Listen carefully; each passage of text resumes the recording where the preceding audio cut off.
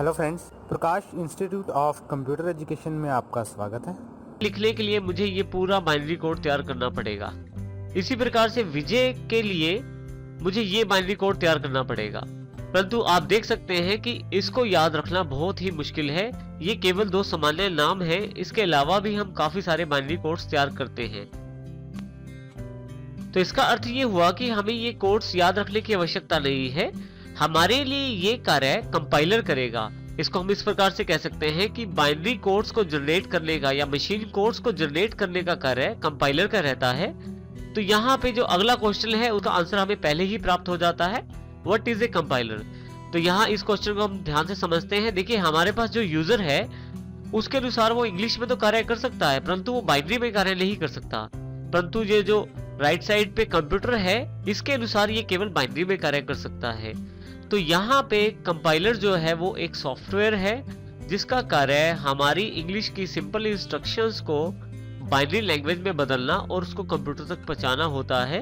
अब यहाँ पे यदि आप देखें एग्जांपल में, तो जैसे ए है हमारे पास, इसको कंपाइलर इस पर्टिकुलर कोड में कन्वर्ट कर देता है और कंप्यूटर तक पहुंचा देता है।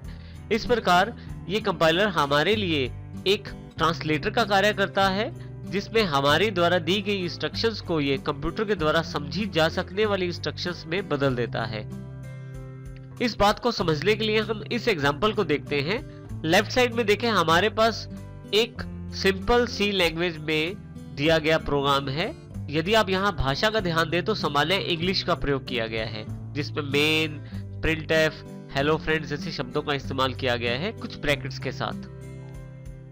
तो इसका अर्थ ये हुआ कि हम अपने प्रोग्राम्स को सामान्य इंग्लिश भाषा में ही लिखते हैं और ये लैंग्वेज पे निर्भर करता है, और इस प्रकार तैयार की गई फाइल को सोर्स कोड कहते हैं। इस फाइल को कंपाइलर के पास भेजा जाता है। कंपाइलर इस फाइल को कंपाइल करता है, अर्थात इसे बाइनरी कोड्स या मशीन कोड्स में कन्वर्ट करता है। यहाँ देखें, इस तरफ जो हमने फाइल इसको प्रदान की उसने इसको कन्वर्ट कर दिया है EXE फॉर्मेट पे।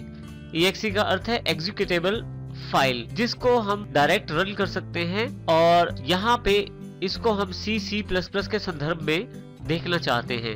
अब देखें कि हमारा जो मेन सोर्स कोड है उसको कंपाइलर के द्वारा 1010 के फॉर्मेट अर्थात बाइनरी कोड्स अर्थात एग्जीक्यूटेबल फाइल में कन्वर्ट कर दिया गया है। इसका अर्थ ये हुआ कि हम जो फाइल्स बनाते हैं जो सिंपल इंग्लिश में रहती हैं उसे हम सोर्स कोड फाइल्स कहते हैं, और कंपाइलर जो हमारे लिए फाइल्स तैयार करता है उसे EXE या एग्जीक्यूटेबल फाइल्स कहते हैं C++ के संदर्भ में। और कंपाइलर का मुख्य कार्य हमारे द्वारा प्रदान की गई सोर्स कोड फाइल को EXE फाइल में कन्वर्ट करना होता है। तो यदि हम इन सभी चीजों को जोड़ें तो प्रोग्रामर का कार्य रहता है प्रोग्राम्स बनाना, जिसके लिए वो लैंग्वेजेस का इस्तेमाल करता है। लैंग्वेजेस में वो C++, जावा, C#, इस तरह की काफी सारी लैंग्वेजेस अवेलेबल हैं, इनका प्रयोग कर सकता है। इन लैंग्वेजेस में जो इंस्ट्रक्शंस रहती हैं वो सिंपल इंग्लिश पे आधारित रहती हैं। हर लैंग्वेज के अपने रूल्स और टूल्स होते हैं, अर्थात अपने नियम होते हैं इनके, और इसमें कंपाइलर का मुख्य कार्य रहता है प्रोग्रामर के द्वारा तैयार किए गए प्रोग्राम्स को या सोर्स कोड को मशीन कोड में बदलना। यहाँ पे इस प्रकार हमारे पास प्रोग्राम तैयार हो जाते हैं जो कि अंततः हमारे पास EXE अर्थात एग्जीक्यूटेबल फाइल फॉर्मेट में अवेलेबल रहते हैं, और यही एक आउटपुट फाइल के रूप में हमारे पास उपलब्ध होती है।